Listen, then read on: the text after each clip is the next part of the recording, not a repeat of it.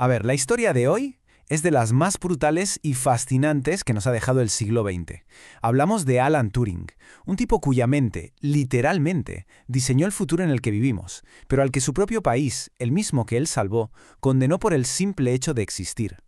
Es una locura. Y es que esta frase lo clava, de verdad.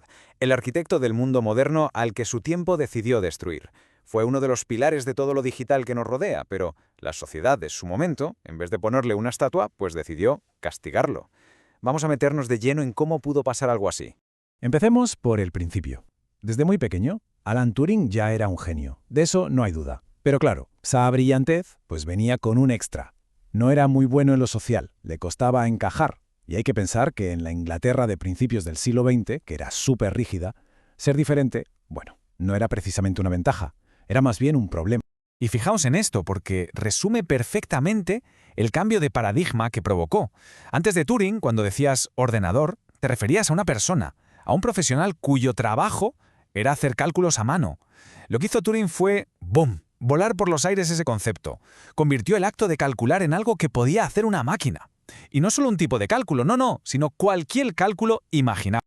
Con solo 24 años. Es que, paraos a pensar en esto un segundo. Con 24 años.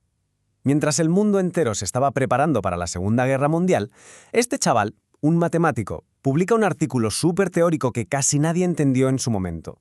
Pero es que ahí dentro, ahí estaba el ADN de todo el mundo digital que conocemos. Y esta es su gran idea, la clave de todo. La máquina de Turing. Ojo, que no era una máquina de verdad, con engranajes y tornillos. Era un concepto, una idea. La idea de que una única máquina teórica, si le dabas las instrucciones correctas, el software, vaya, podría hacerlo todo, cualquier tarea. Cada móvil que llevamos en el bolsillo, cada ordenador, cada servidor, todos en el fondo son una máquina de Turing hecha realidad. Claro, y toda esta genialidad teórica tuvo su prueba de fuego. Y vaya prueba, la Segunda Guerra Mundial. El gran secreto de los nazis, su arma definitiva, no era un tanque ni un avión, era una máquina de cifrado llamada Enigma. Gracias a ella, sus comunicaciones eran, en teoría, indescifrables, y eso los hacía casi invencibles. El desafío era una auténtica locura. Hablamos de miles de millones de combinaciones posibles, y no una vez, cada día. Imaginaos buscar una aguja en un pajar del tamaño de Europa. Era humanamente imposible. Los aliados no veían nada, estaban completamente a ciegas, interceptando mensajes que no servían para nada. Y aquí es donde entra Turing, y lo cambia todo. Su genio teórico se convierte en el arma secreta de los aliados. Él no luchó con un rifle, su arma era la lógica pura. Diseñó unas máquinas brutales, las Bombe. No eran ordenadores como los de ahora, eran unos armatostes electromecánicos gigantescos, pero con un solo objetivo, hacer el trabajo de miles de personas en minutos, encontrar esa aguja en el pajar cada día a una velocidad que parecía de ciencia ficción. El impacto de esto es que es casi imposible de medir.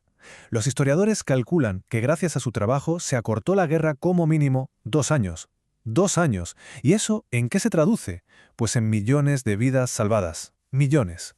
Su aportación fue sin rodeos, una de las más decisivas de toda la guerra.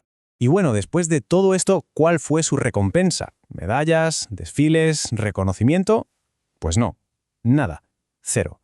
Aquí es donde empieza la parte más trágica de su historia. Su trabajo era un secreto de Estado tan sumamente gordo que, al acabar la guerra, todo se tuvo que enterrar bajo llave. El héroe que ayudó a ganar la guerra fue borrado del mapa, condenado al más absoluto anonimato. Pero es que el anonimato ni siquiera fue lo peor. Ahora llegamos a la parte más oscura, más cruel de su vida. El momento en el que el mismo Estado que él había salvado se volvió contra él. Y no por espionaje, ni por traición, no. Fue por algo mucho, mucho más íntimo. Es que la cronología de lo que pasó es rapidísima y brutal. Atentos, en 1952 se descubre que es homosexual, algo que en esa época era ilegal en el Reino Unido.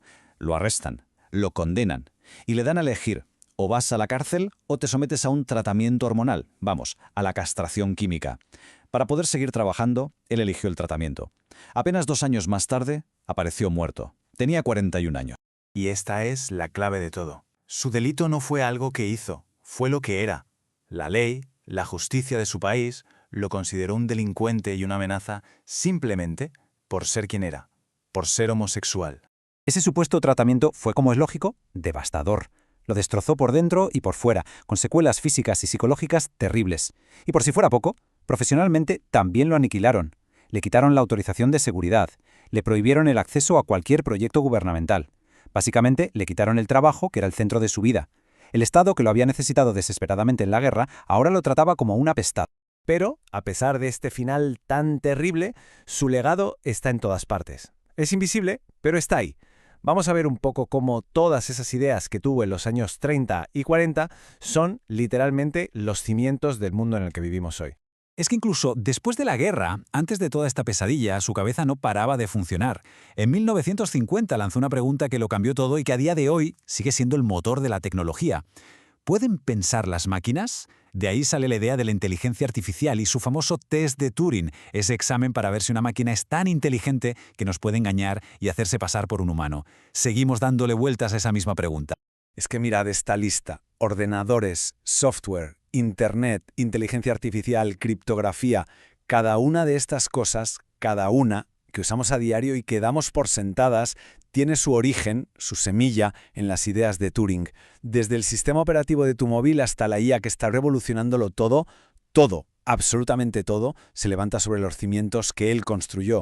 Tuvieron que pasar décadas, pero al final el mundo empezó a darse cuenta de la brutal injusticia que se había cometido con él. Pero claro, la pregunta es, ¿se puede arreglar algo así?